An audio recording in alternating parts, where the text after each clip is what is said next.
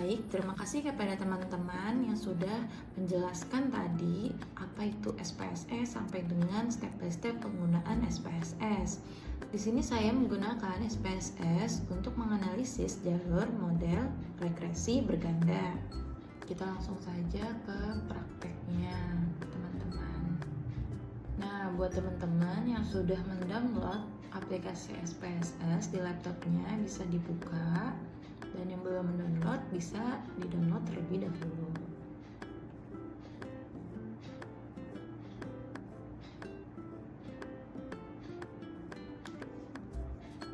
Nah, di sini saya menggunakan versi 27 ya, teman-teman.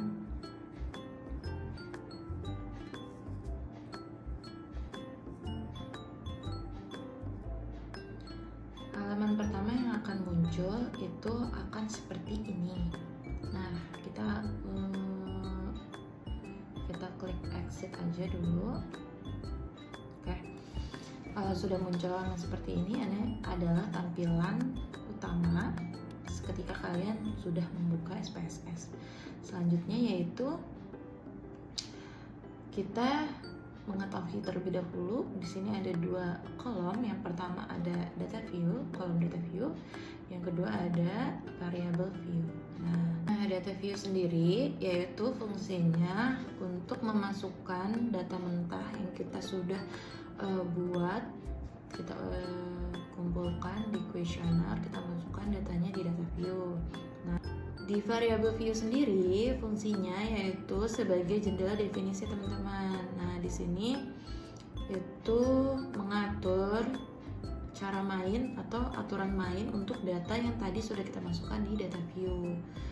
Itu lebih gampangnya ya, teman-teman.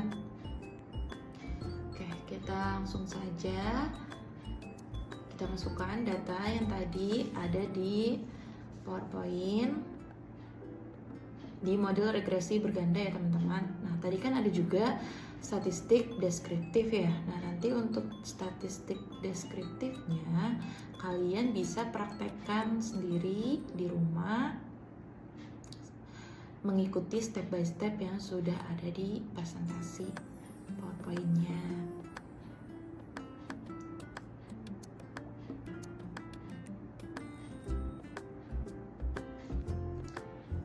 Nah, di sini kita review ulang ya PowerPoint-nya di slide ke-27. Di sini ada contoh. Yang pertama, datanya sudah kita masukkan berjumlah 100 nih, teman-teman. Nah, 100 ini kan lumayan amat sangat banyak ya, teman-teman, untuk data kuesioner. Nah, kalau kita tidak mengerti SPSS akan susah bagi kita untuk menyelesaikan uji validasinya dengan cepat, teman-teman. Nah, itu adalah salah satu fungsi SPSS juga. Di data yang begitu banyaknya, kita bisa menggunakannya dengan cepat dan hemat waktu. Oke.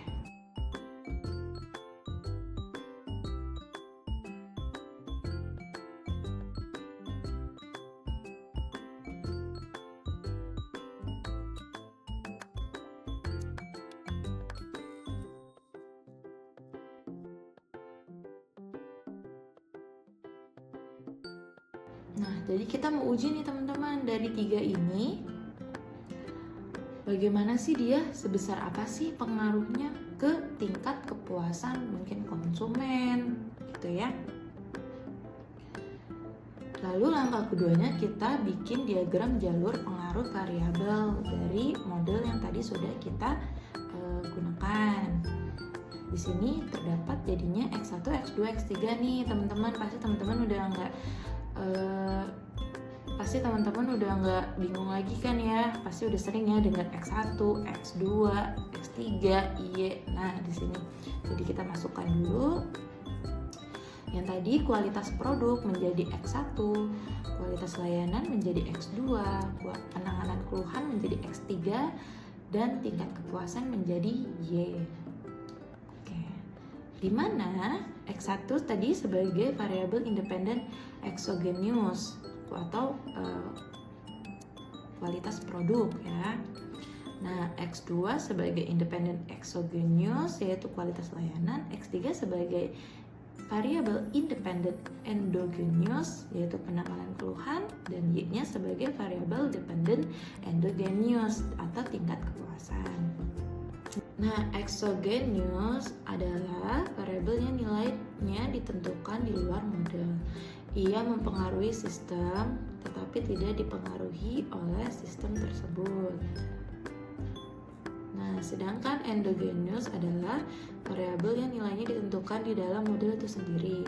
Ia dipengaruhi oleh faktor-faktor lain dalam sistem. Gitu ya teman-teman. Nah, kita mulai ya. Jadi di sini pertama yaitu kita masukkan dulu datanya di data view, data kuesioner yang sudah kita kumpulkan. Di sini saya sudah membuatkan datanya. Jadi buat teman-teman yang belum buat datanya, bisa ditulis dulu nih di sini atau dibuat di Excel lalu dipindahkan ke sini. Cara penulisannya teman-teman kita masukkan tadi ya. Seperti contoh kasus yang sudah kita kerjakan. Yang pertama itu ada yang pertama itu 18 tadi kan, terus 15, habis itu 17 sampai 100 data ya teman-teman. Terus di sampingnya itu ada layanan. Tadi kan ini produk ya, VAR 00001 itu tadi itu yaitu produk, nanti kita ubah. Nah ini nih nanti kita ubah nih VAR ini di variabel view. Oke, pertama kita masukin aja dulu semua datanya. Oke, 17, terus 17, terus 14 sampai 100 data. Lalu lanjut lagi ke VAR 3. Itu yaitu keluhan. Nah, keluhan kita masukkan lagi datanya 16, 18, 16 sampai 100 data. Lanjut ke var 4. Nah, variabel 4 ini kita masukkan di tingkat kepuasan ya tadi teman-teman.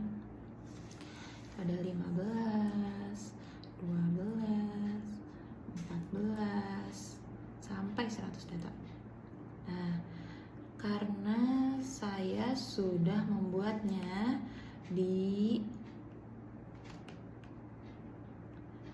karena saya sudah membuat datanya, jadi saya tinggal copy saja.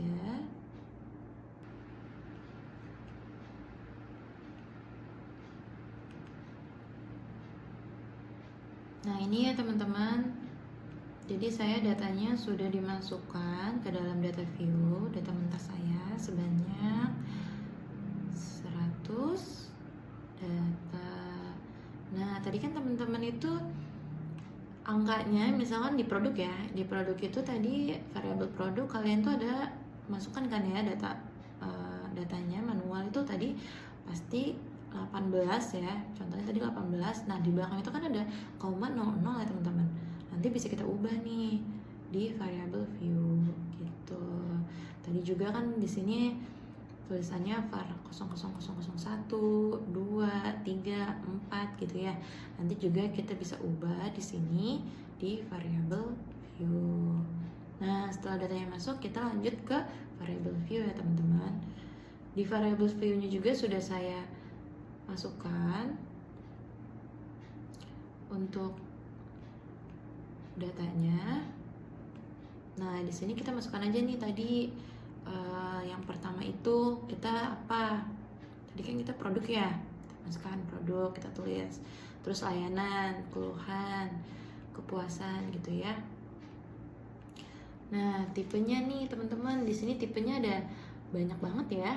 Nah, untuk yang sekarang kita pakai tipenya yaitu, nah karena tadi kita pakainya angka ya teman-teman, jadi kita pakai yang tipe numerik. Jadi numerik itu angka.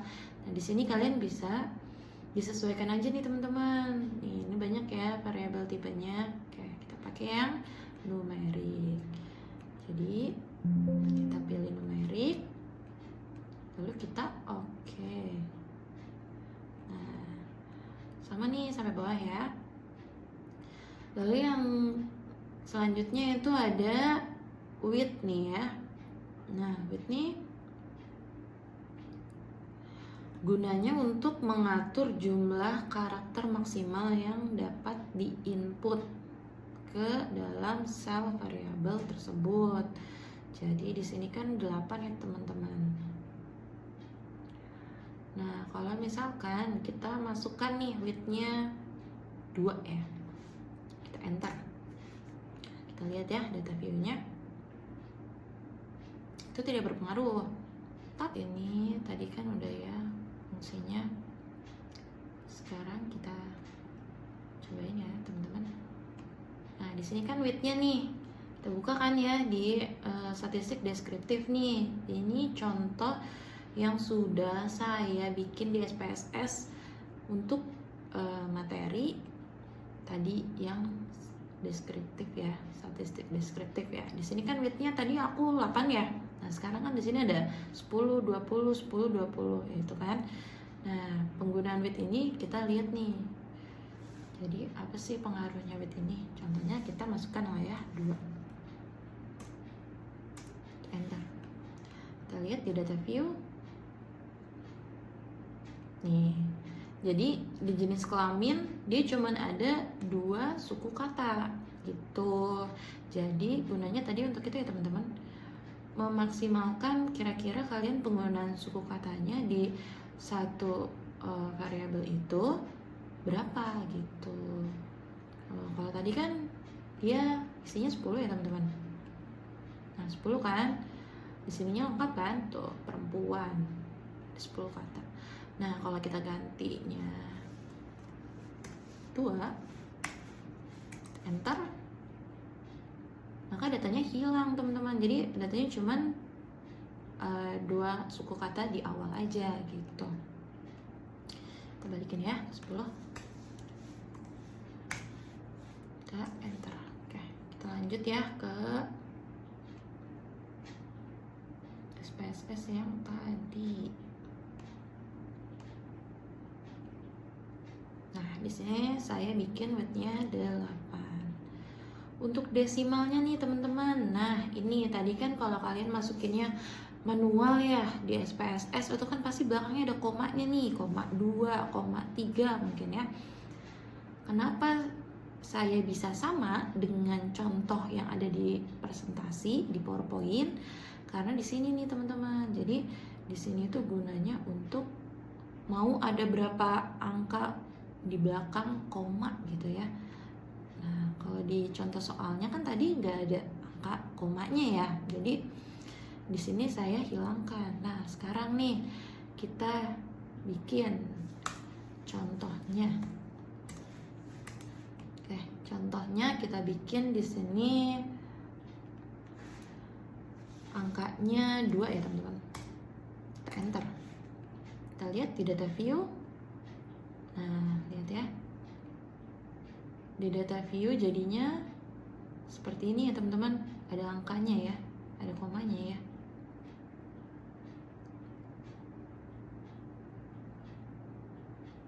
Oke, seperti itu ya teman-teman. Kita balikan ke data 0. Nah, sekarang kita lanjut. Memory kualitas. Nah, ini data yang mau kita uji ya teman-teman. Tuh ya, ada 100 ya. Nah, tadi kalian udah ngerti ya cara penggunaan width, desimal. Nah, di sini desimalnya saya nolkan semua. Nah, di label nih sekarang, label itu fungsinya untuk memberikan deskripsi panjang atau keterangan detail untuk menjelaskan variabel. Ya. Contohnya di sini untuk pengerjaannya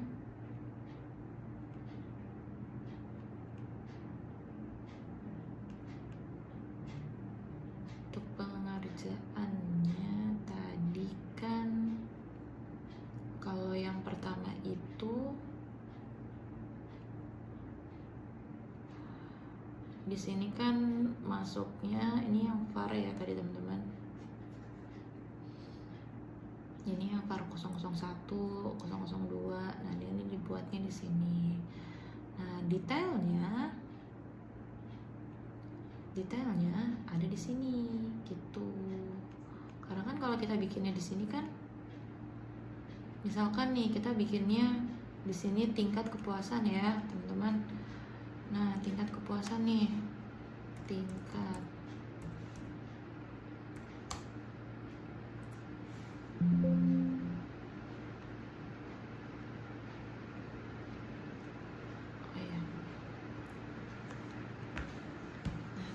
kepuasan ya. Nah, kita cobain ya, tingkat kepuasan.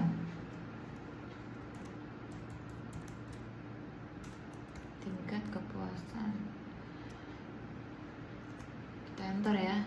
Nah, ini kenapa nggak bisa teman-teman? Karena ada spasinya, gitu ya. Terulang. Kalau ada spasi dia nggak akan mau. Jadi solusinya adalah kita bikinnya seperti ini. Gitu ya, kita pakai underscore baru dia mau. Nah, kita buka ya,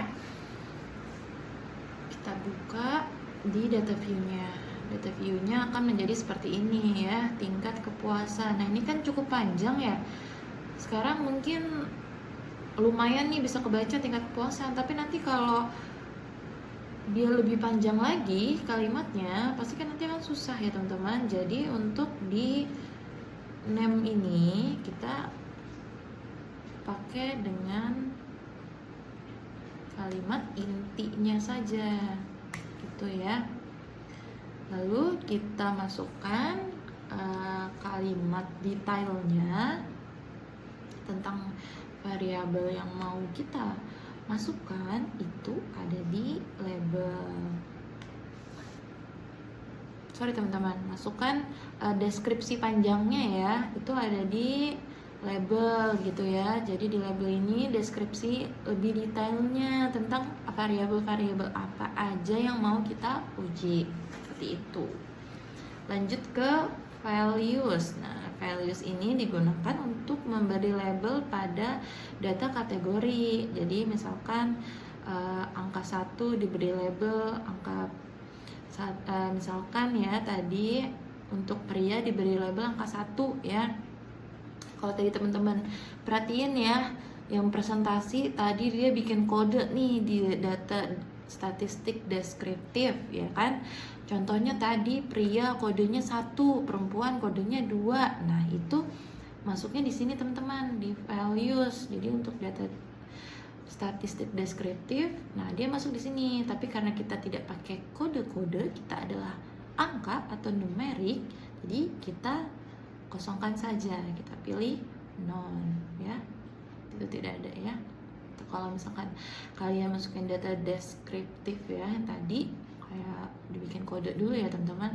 Nah, di sini masuknya satunya untuk apa tadi, pria, kode 2 untuk wanita, terus di oke gitu ya. Kita lanjut ke columns. Columns itu mengatur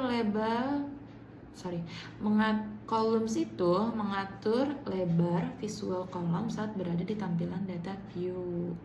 Nah, ini tuh tidak mempengaruhi jumlah karakter. Di sini kita masukkan saja 8 ya. Untuk outright-nya ini itu mengatur posisi teks dalam sel, untuk mengatur posisi teks dalam sel. Nah, di sini tuh kayak rata kiri, rata kanan gitu ya. Nah, kita masukkan saja right. Nah, di sini ada measure. Nah, measure ini gunanya untuk menentukan skala pengukuran data ya. Misalkan scale. Nah, ini kan kita pilihnya scale ya teman-teman. Scale itu angka kontinu, atau kita bisa pilih ordinal. Ordinal itu bertingkat, atau nanti kita bisa pilih nominal. Nominal itu kategori tanpa urutan. Nah, di sini kita pilihnya scale. Lalu masuk lagi ke role. Role itu menentukan peran variabel dalam analisis. Apakah sebagai input atau independen, target atau dependent, atau keduanya. Nah, kita di sini masukkan sebagai input ya. Di sini kan dia input ya, karena dia dependent kan, variable dependent input. Nah di sini ya. Oke, di role ini kita masukkan input ya. Input itu gunanya sebagai variable independent, target sebagai dependent atau keduanya. Di sini untuk produk kita masukkan sebagai input, layanan sebagai input karena dia variable independent ya. Nah, di sini keluhan sebagai input dan kepuasan sebagai variable dependent kita masukkan jadinya target. Oke, kita enter. Nah, sudah ya. Setelah semuanya sudah nih kita masukkan, data view-nya sudah lengkap. Lalu variable view-nya juga sudah diatur ya. Lanjut ke step selanjutnya nih ya, yaitu di halaman 30 langkah ke-9 kita masuk ya ke klik analisis. Nah di sini ya klik nih analisis ya, klik analisis. Nah kalau kalian nanti mau cobain nih kan di rumah di deskriptif statistik ya, statistik deskriptif. Nah nanti pilihnya ini teman-teman, lalu tadi nanti pilihnya deskriptif gitu ya. Nah sekarang kan kita mau coba yang regresi berganda ya, ini ya tipenya. Jadi di sini kita pilih yang regression lalu linear, kita klik oke. Kalau sudah masuk seperti ini, lanjut kita pindahkan dulu nih teman-teman tadi ya, independent ya tadi. Nah caranya yaitu di sini kan ada klik tanda panah nih teman-teman. Di sini kita klik dulu nih apa yang mau kita pindahkan gitu ya. Contohnya misalkan tingkat kepuasan nih, kita mau pindahkan ke dependent. Nah kita klik dulu tingkat kepuasannya, lalu kita klik panahnya, dia akan pindah. Atau ternyata salah nih teman-teman, kita pindahkan lagi. Oke, seperti itu ya. Sekarang kita masukkan nih dependent. Tadi dependentnya apa aja nih? Kan kalau masih kelihatan nih input ya. Tadi input target ya. Nah, produk, layanan, dan keluhan itu masuknya di independent karena dia input ya. Dan targetnya nih, dependentnya yaitu tingkat kepuasan. Kita masukkan. Nah, ini teman-teman, kalau nanti kalian ngujinya banyak nih ya, variabelnya yang mau kalian uji itu banyak banget, kalian kan akan capek ya masukin semuanya ya satu-satu gini ya. Masukin, klik lagi, masukin, klik lagi, masukin gitu ya, banyak banget ya teman-teman. Nah jadi kita caranya adalah kita balikin dulu ya. Oke, caranya nih biar nggak manual,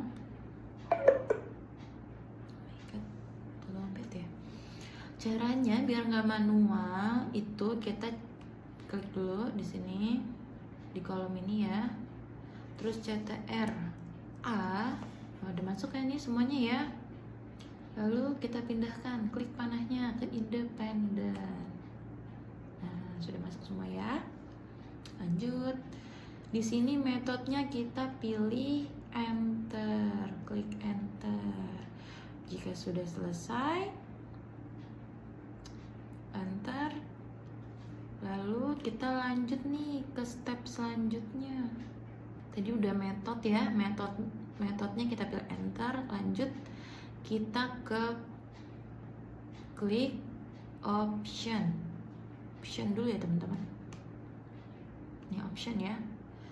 Nah di sini kan ada banyak nih. Kita mulai dari stepping method kriteria.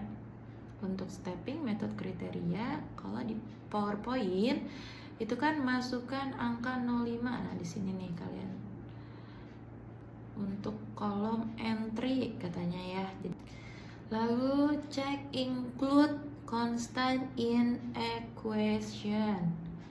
Include constant in equation. Ini ya teman-teman, ini dicentang. Langsung masuk lagi nih ke kolom missing values.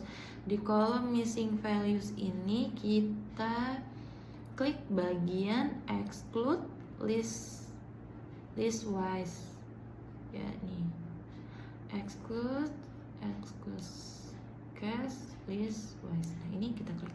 Lanjut ke statistik nih. Nah, lalu di statistik pilihan regression. Nah, ini di atas ya berarti ya. Pilihan regression itu pilih estimate. Nah, ini ya estimate.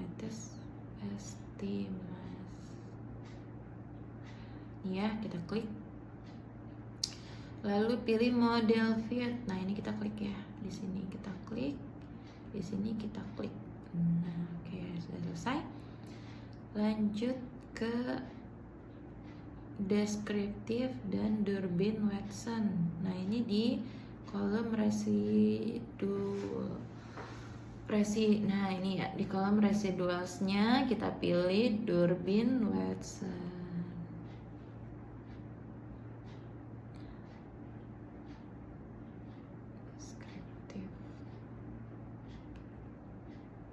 Sorry teman-teman, ada yang kelewat ya, dibaca lagi ya PPT-nya ya. Jadi tadi kan kita klik model fit, lalu kita klik deskriptif ya teman-teman. Nah, oke. Dan Durbin-Watson. Ini sudah ya, Durbin-Watsonnya ini ya. Lalu pada pilihan residual nih, residualnya kita pilih case-wise diagnostik. Nah, ini ya. Kita pilih, lalu pilih yang all cases dan tekan continue. Lanjut ke plots ya. Di plotsnya kita klik ya, di sini ya plotsnya. Diklik, nanti akan muncul seperti ini. Kita lanjut ke plots. Itu yang pertama untuk kolom Y dan kolom X. Nih dilihat teman-teman, ada kolom Y dan kolom X. Nah, kalian tadi udah ngerti ya cara penggunaan panah ini ya. Ini di sini kita pindahkan, jadi yang ada di sini kita pindahkan ke kolom Y dan X. Nah, apa aja sih yang kita pindahkan ke kolom Y? Nah, yang pertama kita lihat lagi PPT-nya di halaman 34 ya. Di kolom Y-nya itu berisikan SD, R, E, S, I, D. Ya, kita cari ya, kita SD, R, E. Nah, ini paling bawah ya. Kita klik dulu, terus kita pindahkan. Oke, sekarang yang X-nya, kolom X-nya itu Z, P, R, E, D. Nah, Z, P, E, R, D ini yang ini ya teman-teman. Klik, langsung pindah. Nah, kalau sudah selesai seperti ini, jangan langsung di continue ya, masih ada lagi nih nextnya. Jadi kita next dulu. Next, sudah next. Di sini ada ya kolom Y dan X. Nah, di sini kita pindahkan lagi untuk Y-nya, yaitu kita pindahkan S, P, R, E, D ke kolom Y, dan X-nya yaitu kita pindahkan dependent ke kolom X. Nah, jika sudah, di sini ada pilihan yang harus di checklist ya teman-teman, di standar. Nah, standar nih ya kan, ada yang perlu di checklist sama kita, yaitu yang pertama adalah cek normal probability plot, itu kita checklist. Terus yang kedua adalah histogram. Nah, ini di checklist juga ya. Lalu kita klik continue. Nah, sudah selesai ya di bagian plotsnya. Nah, sekarang kita kita klik oke yang ada di sini. Dan sudah keluar hasilnya ya teman-teman. Kita tunggu prosesnya. Nah, ini udah keluar ya hasilnya. Di sini banyak ya hasil yang biasanya kita hitungnya manual nih teman-teman ya. Jadi di sini udah langsung keluar dengan mudah. Kita bisa lihat ya, mulai dari tadi tabel deskriptif, statistiknya, korelasinya ya. Belum pernah banget ya dengar kata-kata korelasi ya teman-teman. Nah, terus variabel. Nah, ini ya, model summary-nya, ANOVA, koefisien ya. Banyak ya teman-teman, semuanya ada di sini. Oke, sekarang kita lihat ke diagramnya nih teman-teman. Kita juga kemarin sempat bikin ya. Nah, di sini sudah instan langsung terlihat hasilnya. Nah, ini kita pernah ya bikin kayak gini ya. Nah, di sini sudah lihat instannya. Tuh ya, ada berbagai macam ya. Oke. Mungkin itu aja. Jadi sudah selesai ya, teman-teman, untuk prakteknya. Jadi itu aja yang bisa saya jelaskan. Sebenarnya nanti akan ada lebih detailnya. Jadi bagaimana sih cara membacanya? Jadi apa sih hasilnya? Ya gitu ya. Cuman karena keterbatasan waktu dan juga sedikit pemahaman saya hanya bisa sampai di sini. Mungkin lain waktu bisa saya jelaskan ketika saya sudah mengerti lebih detail ya teman-teman. Terima kasih untuk waktunya yang sudah mau melihat step by step, menonton tanpa di skip. Nah, tadi kan kalian juga ada dua ya di sini cara-caranya tadi ya. Yang pertama itu statistik deskriptif. Nah, yang kedua itu tadi yang regresi berganda ya. Nah, tadi kan yang sudah saya jelaskan itu yang regresi berganda ya. Oke, jadi harapan saya mudah-mudahan teman-teman di rumah bisa cobain model regresi berganda di SPSS. Banyak banget, di searching aja contoh-contoh soal atau datanya, atau juga bisa kita gunakan di data terakhir yang pretest ya teman-teman. Itu bisa pakai juga, pakai data itu. Terus juga harapan saya kalian juga bisa nyoba untuk pengujian deskriptif ya, statistik deskriptif ya di SPSS. Ikutin step by step langkahnya yang ada di PowerPoint.